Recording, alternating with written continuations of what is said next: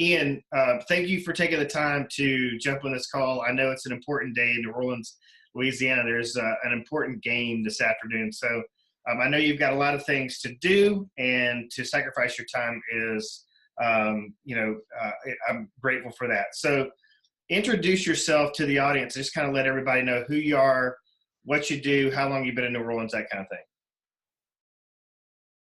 Go ahead. Anyways, my name is Ian Coburn. I'm a real estate broker with John Anthony Realty. Been in New Orleans since 1992. LSU graduate, construction management. So real estate is really my life. And I've tried living in other places, but New Orleans is home. Really? And so you are, you do real estate sales, rentals, like property management, and do you do some on the development side, or just tech development? Except for the last 3 years, what I'll be doing primarily is real estate sales, consulting, a lot of consulting with people in the commercial world wanting to flip hotels. And I've done a lot of developments myself. Okay. A lot of multi-family, some single family homes. And I'm also a property manager. So I have another company that does the property management. And so now you're working on an app that brings transparency to the transaction and kind of makes things easier for the buyer. Right. It's a buyer-centric app. It's called GoFindHome. It's in the App Store. So like I say, the first generation of it is in the App Store right now. But the idea is to have it as buyer-centric. In other words, it includes a resource guide that explains all about real estate. It kind of helps agents, especially proficient agents, that instead of having to give that real estate 101 every time, they could just hand it over to a buyer and say, look, go through the resource guide. You'll understand the 52 steps to buying and selling a home and how to go about doing inspections and everything else. So it kind of reduces that time frame for agents and really helps buyers. And then it also has a rating system for buyers and agents. So you could rate the agents based on specific criteria, which is really a combination of CRS and ABR and all of those other additional qualifications that a lot of agents get. And it takes a lot of that essence of what you learn in those classes to have buyers have a better understanding of how you get a quality agent, how you deal with a quality broker, and how we do have a system of ethics within real estate, so we can all raise the bar. Right. That sounds interesting. And so you reached out to me and offered to basically, help people that are coming in from, other states to Impact Agent University conference, like where to eat, what are the fun things to do, because you've been in the city for quite a long time and kind of know the lay of the land. Is that correct?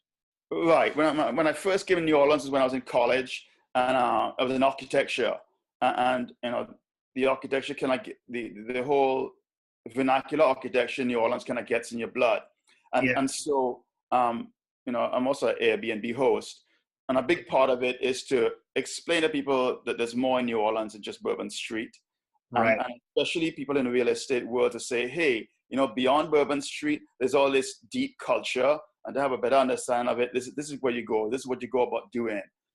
It comes out of the food, it comes out of the architecture, it comes out of the whole way you live your life in New Orleans.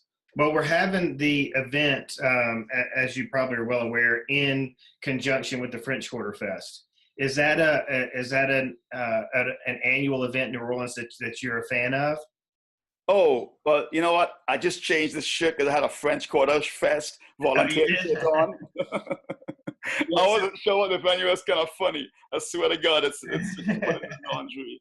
Yeah, most people. It's one of my favorite weekends in New Orleans, and just about everybody I talk to, they agree. It's it's one of their favorite times to be in the city. But I'd love to hear your take on it, and then maybe get some recommendations on how people can get less of this commercial New Orleans experiences, the touristy stuff, and really get a little deeper into the culture of the city.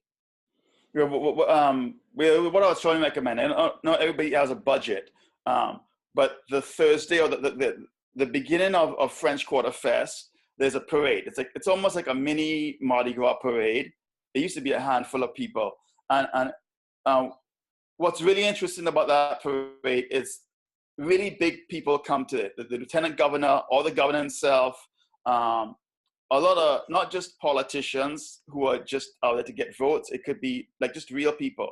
Artists and musicians maybe. And exactly. It's like real artists. I say real artists, not that aren't real, but like really big artists that you may only see on TV, and all kinds of musicians, and they're part of that parade. And even though it's a smaller parade, it kind of captures the essence of both Jazz Fest and French Quarter Fest and brings it all together. And basically, that would be like a quintessential part of an experience to say, even though it kind of starts earlier, I think the Thursday before French Quarter Fest. But those are the kind of experiences that people begin to realize that the New Orleans experience isn't just about throwing beats. It's right. more about gathering together of all kinds of people and all kinds of culture. And then you all go together or you follow down into the end of this parade that ends in Jackson Square.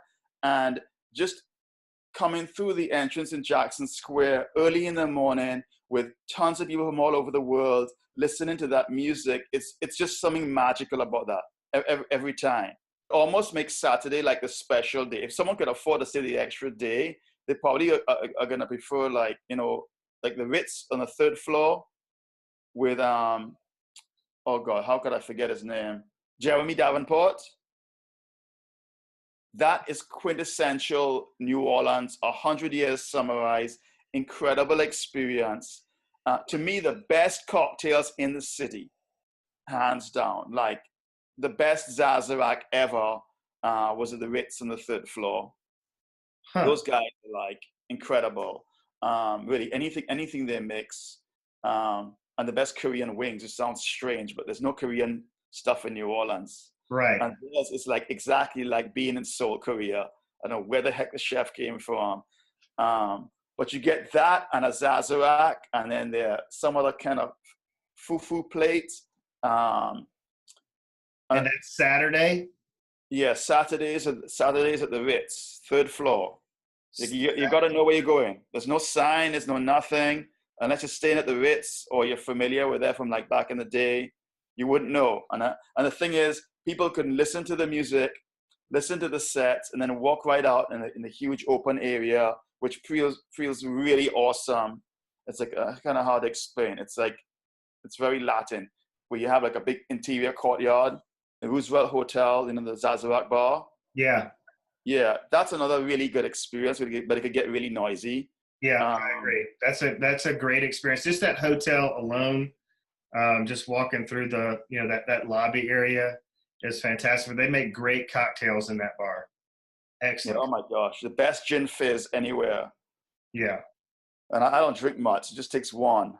Right. Yeah, those drinks are powerful, but they're delicious. You got to sell a house or two to buy it to go there. But that takes me into another one of my goals with this was because I go to a lot of real estate events, and some of the most powerful learning experiences that I've had have been outside of the event, when I am talking to people that I've met at the conference, and we're talking about each other's businesses, and we're sharing tips. But not only that, the relationships are made. So there's so many things to do, so many experiences to have, and some of these experiences are going to be, these quintessential experiences, as you described them, are going to be so unique that they're going to be, ingrained in our minds for like ever. And this is going to be a special thing that we all share. So I'm glad you brought us around to that, because the ultimate goal I'm trying to,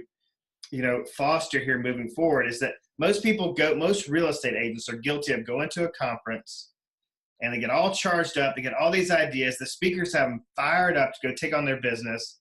Then they fly back home or drive back home, and within a couple days, sometimes maybe it'll stretch to a couple weeks, they've lost all the momentum and the drive and all the action to get this thing implemented and off the ground. They've lost it.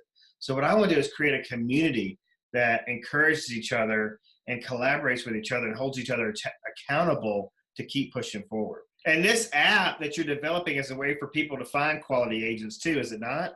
Right, exactly. So the next stage is to get agents on the app. How to go through brokers to get the brokers to have agents use the app. It's very inexpensive to get on it. It's like $10 a month to be a listing agent, unlimited listings, and then $10 a month to be a buyer's agent. And right now, the radius of where they are when they're on the app is 150 miles. Oh, wow. One zip code. Yeah, in the future, it's going to be one zip code, but it's like a 150-mile radius of wherever your office is legally located. Okay. Yes, it's a huge difference. And what I'm doing right now is the next version, which should be out hopefully within the month. The developer said 2 weeks, so next month.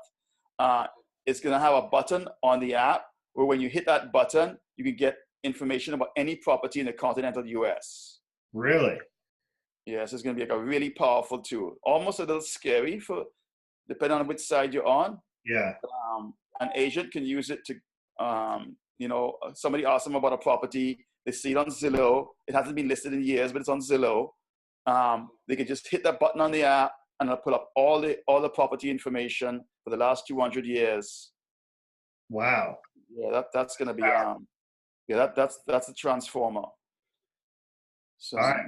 Well, listen, I hope that your schedule works out, that you can come to the event and that we can meet in person, because it's going to be a lot of fun. But I really appreciate you taking time out to provide some great information. This has been awesome. I think, the main point, because I'm so busy running around selling tickets, finalizing all these plans, I haven't really thought about, raising awareness around the fact that people need to start planning their fun in the city, where they're going to eat, what they're going to do, their schedule, their kind of leisure schedule, and especially these reservations, because I know these reservations at some of these places book well in advance. So this has been great.